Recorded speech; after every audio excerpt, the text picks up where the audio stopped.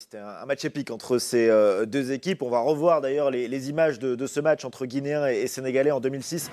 On le rappelait, vous l'avez rappelé, c'était les quarts de finale avec ce but d'un homme qu'on connaît très bien, Kaba Diawara, qui ouvrait le score sur cette erreur de Tony Silva qui était dans les buts sénégalais. Kaba Diawara, d'ailleurs, sélectionneur désormais du Sili qui ouvrait le score. Alors, en deuxième mi-temps, le Sénégal s'est mis à pousser avec, dans un premier temps, cette égalisation donc, de Mamadou Niang qui était entré en jeu. On va voir ensuite à la 83e minute sur le côté gauche, c'est Henri Camara qui va réussir à trouver sur cette frappe Mamadou Niang qui va marquer d'une très jolie barre rentrante. Il était entré en jeu, hein, Mamadou Niang, on le rappelle, dans ce match.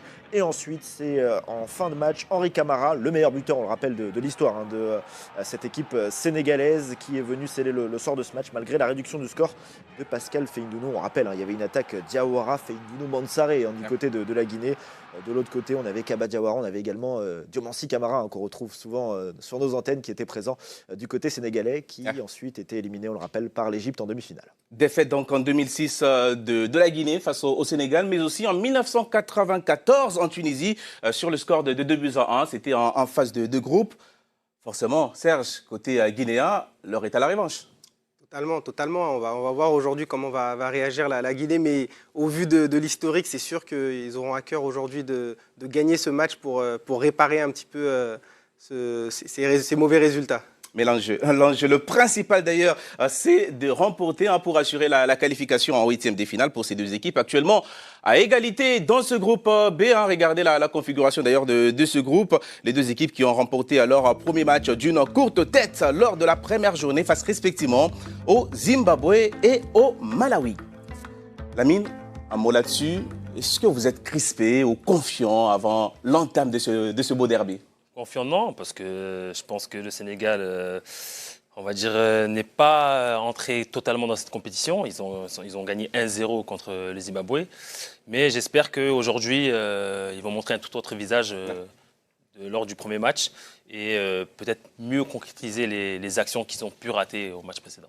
Allez, on file à Bafoussam pour avoir les dernières informations sur les deux équipes avec l'un de nos envoyés spéciaux, Selou Tata Diallo. Alors, salut Selou, pardon. On évoque tout d'abord, bien évidemment, les informations en rapport avec les Lions du Sénégal. Y a-t-il des retours dans le groupe d'Aliou Cissé? Bonsoir Charles et bonsoir tout le monde. C'est vrai qu'il y a des retours, heureusement pour Lamine Cissé et les Lions de la Teranga. On l'a rappelé déjà que le groupe qui était resté à Dakar pour cause de Covid-19 est rentré et a participé normalement, notamment à la séance d'entraînement d'hier. Donc Aliou Cissé pourrait bien entendu puiser dans ce groupe-là pour compléter son effectif parce qu'entre-temps, justement, il y a eu d'autres cas, notamment avec Idrissa Gana Gueye et également Khalidou Koulibaly qui est toujours positif. Donc Aliou Cissé aura donc le loisir de puiser dans ce groupe qui est revenu de Dakar pour compléter son 11 de départ. Merci beaucoup, Selou Tata Diallo qui est donc en bord terrain du côté du Kwekong Stadium à Bafoussam. On va le retrouver dans quelques instants pour parler donc des nouvelles en rapport avec le Sili national. Mais nous, on revient sur les images de la première journée. Le Sénégal, Lamine le disait, qui est rentré un peu timidement dans sa compétition. C'était contre l'équipe du Zimbabwe. Exactement, des débuts poussifs, Charles, mais les 3 points finalement pour les hommes d'Aliou Cissé qui sont parvenus donc à s'imposer sur cette main en fin de match. On la voit à l'image, hein, cette main du défenseur. Il s'agissait de Bassera. Hein. On va voir la main qui sur cette frappe. Et derrière, c'est Sadio Mané qui va inscrire, on s'en souvient, donc son 27e but en sélection. Un but, Lamine, qui a libéré tout un peuple parce qu'on a senti une équipe crispée durant le match. Oui, pour lui, on peut le voir sur les images, c'est toute la joie de toute une équipe. Et je pense que ce but arrive à point pour voilà, exubérer et rendre heureux l'équipe. Ça peut libérer un but comme ça en fin de partie pour la suite de la compétition. Maintenant qu'il y a les 3 points, on savait que l'entame était très importante. Oui, on sait que les 3 points dans une compétition, c'est très important dans les premiers matchs surtout. Là, on sait que si aujourd'hui ils gagnent face au Guinée, ils auront un P en huitième de finale. Donc, c'est très important de prendre les 3 points dès le premier match. Alors, la question est celle de savoir. Hein, moi, j'aimerais avoir votre avis sur ce que vous n'avez pas aimé dans ce match que vous aimeriez que le Sénégal corrige cet après-midi. Honnêtement, ils ont été... bon, on a vu quelques individualités comme Bouna Sarr qui, voilà, s'est vraiment révélé à ce match-là. Mais au niveau de la finition, je pense que le Sénégal peut mieux faire sur 2 ou 3 occasions de Sadio Mané. Et je pense que c'est l'un des points où je peux appuyer dessus. Oui, c'est vrai qu'au niveau offensif, hein, le Sénégal n'a pas rendu sa meilleure copie au cours de ce match. D'où la question qui se pose du positionnement de Sadio Mané, parce que c'est la star et on doit le mettre dans les meilleures conditions. Est-ce qu'il doit évoluer en numéro 10 ou le mettre comme à Liverpool sur un côté? Quel est votre regard là-dessus? C'est vrai que c'est le meilleur joueur offensivement du côté du Sénégal. Donc on a tendance parfois à vouloir le mettre dans le cœur du jeu pour qu'il organise un petit peu. Sauf que Sadio Mané, pour moi en tout cas, ce n'est pas un organisateur de jeu. Lui, c'est plus un joueur de rupture. Il est là pour faire les différences et créer des brèches et servir ses partenaires. Alors il se mue en buteur aussi dans cette équipe parce qu'on manque de finisseurs. Mais je pense qu'il faut le mettre dans les meilleures dispositions, c'est-à-dire sur le côté là où il s'exprime le mieux et lui créer des espaces justement, essayer de l'isoler un petit peu en 1 contre 1 avec les défenseurs. C'est là où il arrive même à 2 contre 1 face à deux défenseurs, mais quand il commence à avoir un peu plus de densité, il a plus de mal à s'exprimer. Donc je pense qu'il faut le mettre sur le côté là où il est le plus à l'aise. Il était associé donc à Keita Baldé et à Boulaye Dia. Vous me faisiez remarquer d'ailleurs, Isaac, que malgré son positionnement, il a quand même touché à beaucoup des ballons dans la surface de réparation. Oui, on peut parler de problème peut-être de finition parce qu'on le voit sur ces images. Il a touché 12 ballons dans la surface adverse. Depuis qu'on prend cette stat en compte, c'est-à-dire depuis la CAN 2017, c'est un record. On n'a jamais vu un attaquant toucher autant de ballons dans une surface adverse. Donc Sadio Mané a eu les opportunités. Après, comme l'a dit tout à l'heure Lamine, est-ce que ce n'est pas finalement un souci de finition sur ce match, notamment lié peut-être à ce premier match et à la pression qu'il y a autour de cela? Oui, je pense qu'il y a beaucoup de pression autour de lui parce que, comme on a dit, c'est le joueur qu'on attend. Au pays, on sait que Sadio Mané a fait des merveilles à Liverpool, donc on attend beaucoup de lui. Et peut-être qu'il a cette petite pression en arrivant en équipe nationale où il doit porter l'équipe et marquer certains buts. Alors Serge Akakpo, qu'est-ce que vous pensez de cette animation offensive de manière globale? Parce que là, on a parlé de Sadio Mané. Mais on rappelle que Boulaye Dia et Keita Baldé n'ont pas non plus été transcendants. Qu'est-ce qu'il faut pour que cette attaque puisse trouver la pleine mesure de ses moyens, de ses capacités? Je pense que déjà, il faut que les autres joueurs qui composent ce secteur offensif prennent un peu plus leurs responsabilités. Parce qu'on laisse un petit peu tout sur Sadio Mané qui, lui, déçoit rarement. C'est la star. Il déçoit rarement, c'est la star. Mais il y a d'autres équipes où il y a des stars, mais qui parfois ne répondent pas présents. On a vu Mohamed Salah avec l'Égypte lors du match contre le Nigeria. On ne l'a pas vu du tout. Ouais. Alors que Sadio Mané, tous les matchs qu'il joue avec le Sénégal, il est toujours présent. Il fait toujours quelque chose, soit une passe, soit un but. Il fait toujours quelque chose. Mais je pense qu'il faut justement partager un petit peu les responsabilités. Il faut que les autres aussi se mettent un petit peu dedans. Après, on a remarqué, que ce soit lors des éliminatoires ou lors de ce match face au Zimbabwe, que le Sénégal a des problèmes dès lors qu'il y a moins d'espace. Quand ils ne peuvent pas se projeter rapidement vers l'avant, ils ont du mal. Ils ont du mal à trouver la créativité, ils ont du mal à s'exprimer. Donc il faut essayer de travailler là-dessus. Un petit peu plus de mouvement, moins de jeux directs et plus de combinaisons entre les joueurs. Donc il faut un peu une meilleure relation entre les joueurs offensifs. Allez, on va écouter Aliou Cissé, le sélectionneur sénégalais qui a été interrogé en conférence de presse sur le rendement de son équipe. Il insiste sur le fait qu'il est quand même perturbé par ses absences. J'ai envie de dire que pratiquement nos gros joueurs sont affectés par ce Covid-là. Jo l'a dit, on a choisi aussi 28 joueurs. Aujourd'hui, il y a plusieurs compositions probable. Tout étonnant, c'est qu'effectivement, on est déséquilibré. Allez, on file auprès de nos commentateurs qui sont en direct avec nous du Kwekong Stadium de Bafoussam pour faire le point sur la composition d'équipe du Sénégal. C'est Lilian Gatoun et Patrick Magic Boma. Salut messieurs. Combien de changements y a-t-il dans le groupe sénégalais pour le match de cet après-midi? Eh bien écoutez, c'est une fois de plus contraint que Aliou Cissé a fait quelques petits changements avec bien sûr, on en a parlé tout à l'heure, les absences de Idrissa Gana Gueye et de Kalidou Koulibaly. On a 3 changements par rapport à l'équipe qui a joué le premier match face au Zimbabwe avec toujours ce système, alors qu'il évolue d'ordinaire en 4-3-3, là ce système en 4-4-2 avec Sadio Mané aux côtés de Boulaye Dia. Oui, vous allez m'excuser Lilian, je vous attends avec un peu de retard. On va aussi rappeler que les deux meilleurs gardiens ne sont pas là. Ça ne changera rien à l'animation. Lilian, vous en parlez, ça sera plutôt un 4-4-2. Charge à Sadio Mané de trouver les espaces autour de Boulaïdia. Les choix d'Aliou Cissé pour le match de cet après-midi. Ça vous inspire quoi, ces différents choix? Des choix forcés, mais des choix quand même, parce qu'il y a quand même certains joueurs qui étaient titulaires lors du premier match qui n'ont pas été reconduits. Oui, tout à fait. On peut parler de Saliou Ciss qui, voilà, lui, il avait l'habitude de jouer les derniers matchs avec la sélection, donc il n'y a pas de souci à se faire là-dessus. Après, je pense qu'au niveau de Loum et de Thiam, voilà, c'est des joueurs qui n'ont pas beaucoup joué, mais qui vont apporter quand même leur pierre à l'édifice et qui vont peut-être aussi, par rapport au système, aider Sadio Mané à être un peu plus libre et laisser Dia vers l'avant. Moi, je pense que ce système-là, il conviendrait tout à fait au Sénégal pour battre la Guinée. Avec Sadio Mané, en numéro 10? Exactement. Ouais. Vous êtes convaincu? Il va démarrer en numéro 10. Après, ce qui est important, c'est que devant lui, il y a un attaquant. Ce qui n'était pas le cas lors du dernier match où lui-même était un petit peu plus devant. On sait, quoi qu'il arrive, il va se déporter un petit peu sur l'aile gauche, comme il a l'habitude de faire. Mais je pense que ça peut tenir. En tout cas, l'animation risque d'être intéressante. C'était un 11 vraiment capable de tenir la dragée haute face à la Guinée? Oui, vous êtes un peu dubitatif là. Ah. Vous me cherchez là. Non, honnêtement, c'est une équipe qui tient la route, bien sûr. Et je pense que sur ce match-là, Sadio Mané va avoir plus d'espace. En ayant Dia devant lui, je pense qu'il va écarter les lignes et permettre à Sadio de pouvoir arriver lancé devant le but. Allez, on va écouter Joseph Lopi, milieu de terrain, qui n'est pas donc titularisé pour le match de ce soir. En tout cas, il parle de l'importance du groupe et de l'importance de mettre un peu de côté les égos pour atteindre l'objectif final. Aujourd'hui, on est venu ici pour une mission particulière, et on le sait.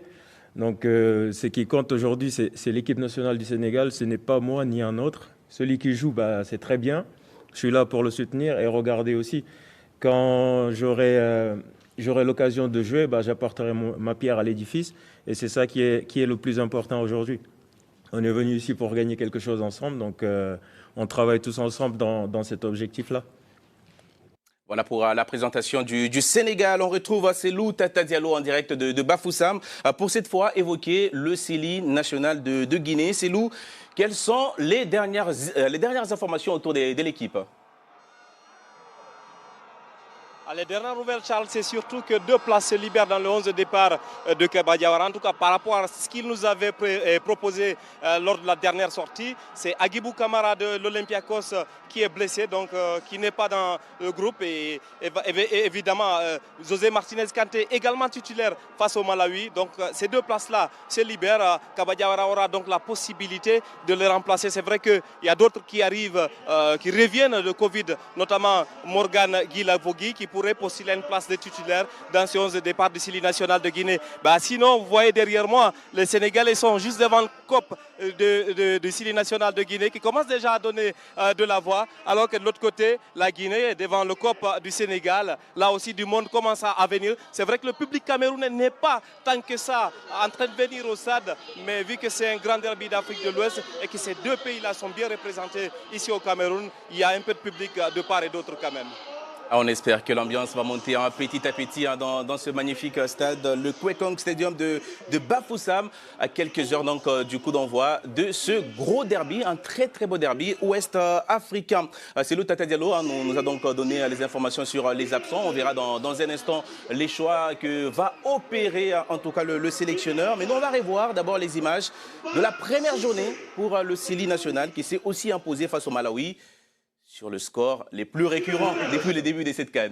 1-0, en effet. Charles, on va revoir les images de ce match. En tout cas, ils ont mieux démarré qu'en 2019. On se souvient, ils avaient fait un nul face à Madagascar avant une défaite face au Nigeria avant de se qualifier après le 3e match. Cette fois, l'entame est réussie pour la Guinée avec ce but d'Isiaga Silla, donc le piston gauche. On va y revenir tout à l'heure avec le système tactique mis par Keba Diawara. Et c'est lui qui offre la victoire et les 3 points. Donc après ce joli travail de José Kanté, absent, on le rappelle aujourd'hui. Serge, là encore, l'entame était importante. Finalement, on met un peu de côté le contenu, même s'il y a eu des belles choses de la part des Guinéens. Et on va se focaliser sur les 3 points avant tout. Ouais, c'est le plus important. C'était important pour les Guinéens de prendre les 3 points avant d'affronter le Sénégal. C'est vrai qu'avec un résultat négatif face au Malawi, quand je dis négatif, c'est match nul ou défaite, ça aurait été difficile d'aborder ce match face au Sénégal. Là, avec 3 points, même si aujourd'hui ça se passe mal, ils savent qu'ils conservent quand même une chance de se qualifier. Et c'était important pour la confiance, surtout de cette équipe. Alors, est-ce qu'il faut reconduire?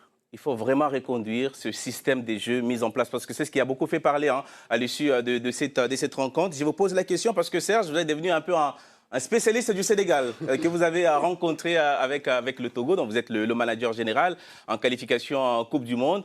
Est-ce que le 3-5-2, c'est le meilleur système pour rencontrer le Sénégal? Lors du dernier match, en tout cas de la Guinée, on a vu les limites de ce système, parce que c'est un système très difficile à maîtriser. Il faut avoir des joueurs capables de réagir rapidement avec beaucoup d'intelligence de jeu.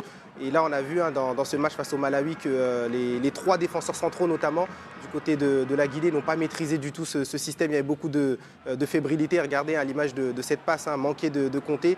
C'est le genre de choses qui ne doit jamais arriver quand on joue comme ça avec 3 défenseurs, parce que vous avez les 2 pistons qui montent très haut. Donc à la perte du ballon, il y a beaucoup d'espace pour l'adversaire.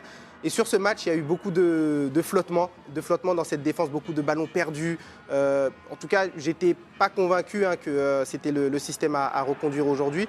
Mais le sélectionneur Kaba Diawara, je pense qu'il a dû faire des petits réglages. Il a dû discuter avec son équipe. Et face au Sénégal, je pense que ça va être très difficile pour la Guinée s'il ne resserre pas les lignes. Parce que les Sénégal a une force et qu'ils sont très bons dans les contre-attaques, dans les transitions rapides. Donc à chaque perte de ballon, ça va être un gros danger pour la Guinée. C'est ça le danger parce qu'au finalement ils ont eu la possession dans ce match, la possession globale 65 à 35 pour les Guinéens, mais ils ont subi beaucoup d'occasions, plus de tirs cadrés du côté du Malawi que de la Guinée lors du premier match, 6 tirs cadrés, et on a vu certains qui ont été mal joués de la part des attaquants du Malawi. C'est vrai que face au Sénégal, ça peut peut-être coûter plus cher. Allez, c'est Tatadello nous disait il y a quelques instants seulement que 2 places se sont libérées dans le 11 de départ, et du coup on retourne auprès de nos commentateurs pour voir bien évidemment les choix opérés par Kaba Diawara, les Lions qui sont les 11 éléphants choisis et surtout dans quelles dispositions ils vont être disposés. Eh bien écoutez, on va rester sur le système qui est cher à Kaba Diawara, à savoir cette défense avec 3 éléments en défense centrale. En revanche, place aux jeunes, Kaba Diawara, il aime les jeunes. Donc aujourd'hui, on va voir aux côtés de Mohamed Bayo à la pointe de l'attaque, le jeune attaquant Morgan Guilavogui du Paris Football Club. Et puis Ilex Moriba qui sera au milieu de terrain avec Nebi Keita et Amadou Diawara. Ça nous promet. Oui, parmi tous ces noms, il faut quand même rappeler les 3 de la défense. On a parlé effectivement des réglages. On va rajouter à ça Isiaga Silla sur le côté, Ibrahima Cissé de l'autre. Je pense qu'elle va surtout défendre à 5, Amadou Diawara devant cette descente. Donc j'imagine un système très défensif. Mais ça ne veut pas dire, parce qu'on est beaucoup, qu'on a nécessairement trouvé des réglages dans les 3 de la défense centrale. J'espère que Kaba a réussi ce travail-là, parce qu'ensuite pour Naby Keita ou Ilex Moriba, il va falloir beaucoup travailler, notamment en box-to-box, pour pouvoir alimenter les attaquants. 2 rentrants dans ce 11 de départ. On ne peut pas ne pas parler d'Ilex Moriba parce que c'est le dernier joueur qui a rejoint en tout cas l'équipe. Il y a de cela quelques mois maintenant. Il a réussi à changer des nationalités sportives pour évoluer avec le Sili national. C'est une première pour lui, une première dans un derby. Ouais, une première dans un derby, c'est vrai que c'est un gros match. Il aurait peut-être fallu pour lui qu'il rentre en jeu déjà dans un premier match pour s'habituer un petit peu. Mais c'est le joueur qu'on attend. Il a du talent, c'est un joueur de qualité. Il a évolué à Barcelone, il est maintenant à Leipzig. Donc c'est quand même un joueur de haut niveau. Donc il est capable justement de prendre les choses à son avantage. Il est capable d'endosser ce rôle. Je pense qu'il peut devenir un des joueurs majeurs de cette sélection. Il fait partie des joueurs qu'on attend dans les prochaines années au niveau continental, tout simplement, parce qu'il a les qualités pour. Maintenant, à lui de faire les différences. Aujourd'hui, face au Sénégal, ça va être un gros duel. Mais je pense qu'il a l'habitude de ce genre de match. Je disais que vous étiez un manager général des éperviers du Togo. Est-ce que chez vous, vous avez un préparateur psychologique? On y travaille. Ouais. On a nos joueurs locaux qui ont fait un rassemblement la semaine passée et qui ont eu justement à disposition un psychologue qui a travaillé avec les locaux. Ça fait partie des choses qu'on est en train de mettre en place. En tout cas, du côté de la Guinée, on a un préparateur psychologique. Et d'ailleurs, on a une séquence à vous proposer entre Ilex Moriba et le préparateur psychologique, le préparateur mental de l'équipe nationale de Guinée. Regardez, on en apprend beaucoup sur ce joueur formé à la Masia. T'as du plaisir ici? Oui, je suis content, vraiment. Après, c'est moi que j'ai décidé de non, je voulais venir ici avec mon pays, parce que c'est mon pays. Moi, je pense que Guinée, c'est le pays non, que les gens n'aiment plus le football du monde. Il y a beaucoup de fanatiques. Ils donnent tout pour seulement te voir jouer et que l'équipe, si on gagne la coupe, beaucoup de pays, de personnes, ils vont commencer à respecter notre pays. Même quand tu jouais au Barça avec toutes tes idoles et dans un stade rempli, tout ça, tu arrives à gérer? Les premiers matchs, deuxième match, c'était un peu, tu sais, un peu compliqué parce que jamais de la vie, je mets de ma tête que je vais jouer avec Messi, je vais jouer avec Busquets. Il m'a pris bien, il m'a donné de bons conseils. Moi, je parle beaucoup avec moi. Et moi, je suis une personne que je me mène pas à moi. Tout ça. C'est pas que non, je suis mal. Non, je ne mets pas d'excuses. Tu as fait un bon match, tu as fait un bon match. Tu as fait un mal match, tu as fait un mal match. Mon personnalité, c'est ça. Je ne peux pas changer pour quelqu'un aussi. Quel âge tu as? 18. Incroyable. Non, tout le monde qui me connaît, quand il voit que je suis une personne qui rigole tout le temps, tout ça, quand tu vois, quand on a besoin d'être sérieux, je suis le premier. Non, je comprends les choses. Ce n'est pas que je parle pour parler. Magnifique séquence captée par nos équipes, nos envoyés spéciaux qui sont au cœur des différentes sélections pour vous proposer ces genres d'images. Ça vous inspire quoi, Lamine? Non, mais c'est très positif. On voit que c'est un jeune garçon qui a vraiment confiance en lui, qui sait ce qu'il veut. Donc je pense que pour lui, c'est une très belle expérience de commencer ce match-là. Il est attendu.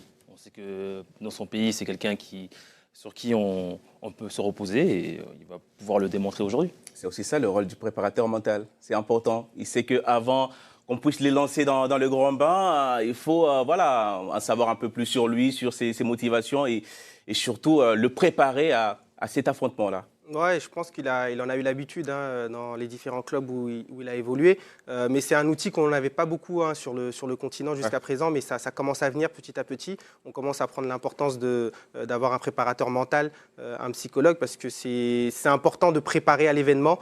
Je pense que nous, à notre époque, on n'a pas eu recours à ça, mais on a dû faire sur le tas. Mais c'est vrai que c'est important parce que ça peut être impressionnant. Et même quand on joue en Europe, c'est vrai qu'il y a les stades pleins, etc. Mais les matchs en Afrique, c'est un contexte différent. Voilà ce qu'on pouvait dire avant le coup d'envoi de ce derby à Ouest africain, remake du quart des finales de l'édition 2006, qui est donc dans tous les esprits. Avant, on va écouter quand même Kaba Diawara, parce qu'on ne l'a pas encore entendu. Il était hier au micro d'Antonin Vabre. En tout cas, il s'est exprimé sur comment il compte justement aborder ce gros match, parce qu'en 2006, rappelez-vous, il était joueur. Demain, c'est un match à dimension de derby, donc c'est clair que ça peut partir dans tous les sens. Je sais qu'eux, ils voudront attaquer, et nous aussi, donc je pense que ça va être un petit peu comme un match de ping-pong. Ils vont donner, on va donner, et le meilleur gagnera. Comment est-ce que tu as motivé tes joueurs pour ce match précis? Motivé, je n'ai pas eu besoin de faire grand-chose. Je pense qu'ils ont tous en tête les précédents, et voilà, on est deux pays qui sont frères, qui sont proches. Donc quand on parle de Guinée-Sénégal ou Sénégal-Guinée, c'est un derby, donc c'est un match qui prend une importance capitale. Mais après, il ne faut pas oublier que ça reste que le deuxième match de la poule. C'est un match qui ne vaudra au final que 3 points. Et surtout, il y aura encore un troisième match derrière. Donc voilà, il faut prendre ce match à bras-le-corps parce que c'est un gros match. Et pour nous, voilà, se mesurer au Sénégal... qui est, on peut le rappeler, vice-champion d'Afrique et surtout mondialiste. Donc voilà, pour nous, c'est un gros match. Et voilà, il faut l'aborder comme tel. Et juste un petit mot sur Aliou Cissé, parce qu'on sait que vous êtes très très proches l'un de l'autre. C'est un petit peu bizarre avec Aliou parce que dans les précédentes CAN, on s'appelait après ces matchs, on débriefait un petit peu ensemble et tout ça. Moi, je l'encourageais parce que voilà, c'est un frère. Et là, du coup, on n'a pas ces moments-là, ça fait un petit peu bizarre. Et surtout demain, pour moi, de le voir en face, alors qu'en principe, je le regarde, ça va faire bizarre. Mais après, on est chacun là aussi pour donner le maximum à nos pays respectifs. Je suis sûr que lui, il le fera parce que c'est dans sa nature et qu'il le fait déjà depuis 7 ou 8 ans, je ne sais plus exactement. Et moi, je débute, donc voilà, ça va être spécial, magique et voilà, j'espère que ça fera un grand match.